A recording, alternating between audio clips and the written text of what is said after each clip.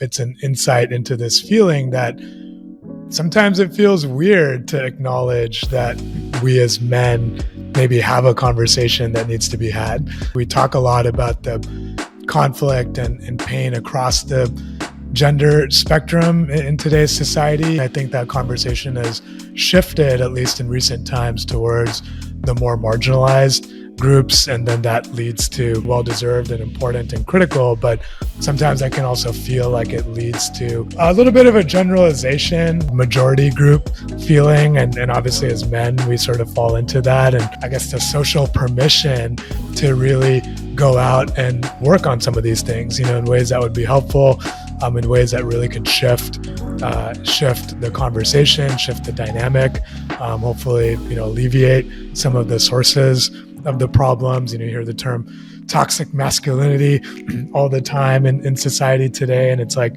how do we deal with that? So much of the male experience, which you alluded to, I have those parts of my life as well. I've got my buddies that I grew up playing sports with, probably have more typical male, kind of stereotypical relationships or topics that we engage around. Somehow, when you go on this journey to exploring men's work, quote unquote, and we'll go into this, I think, more deeper later. What I realized after raising our own children, being married for 36 years now, being with my wife, I understand the importance that fathers play in the role of children.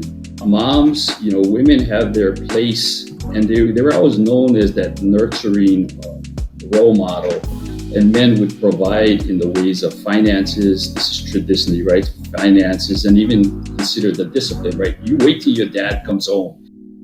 I was fortunate in that way, but I realized that today, even more than ever, I think we need to support each other. And then even with many single dads today, they have to play the role of both, I hate to call it male and the female role, but they have to be in a different mindset to make the house function and make the kids, to nurture the kids and help them thrive as well, to be ready for their time when they become adults. When people say, well, I need to learn how to communicate. No, we all communicate, whether we're quiet or not, right? Verbally, non-verbally, but it's how do we communicate effectively? So first, in regards to the roles, I don't see anything wrong with, for example, what we call the traditional male and female role. If the male is more focused on the finance and or the women is more focused on the function of the household, if it works in the relationship, yeah. But if we are restricting ourselves that is the way that it is, then there could be multiple issues, because life constantly changes too. Society changes, and so therefore I feel like we as men need to be willing to change as well, and not stay so idealistic with this old concept. And how some of these stereotypes aren't just being held by men. These are stereotypes that are held within society. It's not just men carrying them around, right? It's also other people. It's women. It's others that implicitly have some of these understandings. Because I want him to be a healthy man that is willing to share someday with his spouse. It's ironic, right? We toughen up boys. We want them to be unemotional or not be so emotional.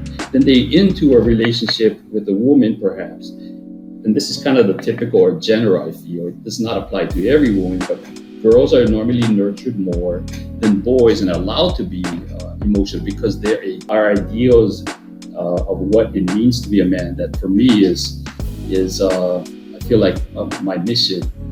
The real man. What is the real man? Well, to me, a real man is strong, provides, is accountable, is responsible. In the current environment, this is a step in the right direction.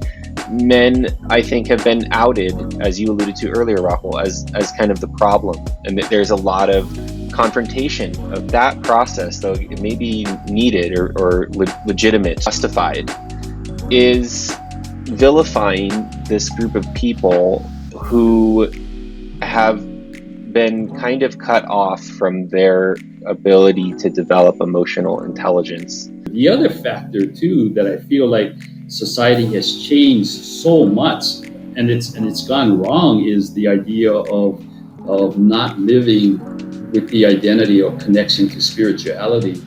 I was fortunate that I grew up, and it was religious, but I grew up with that base, that life basis. But today, I think one of the issues is that perhaps families are not, and or men, not living with spirituality as a priority as well. And I love the Hawaiian culture because we use this concept called the lokahi wheel. And the idea of this lokahi means harmony, balance, unity, is that we must have the four elements of health: physical health, mental, emotional, spiritual health, and then we must have community, we must have responsibility. And I could term that in Hawaiian concepts, but that's the gist of it.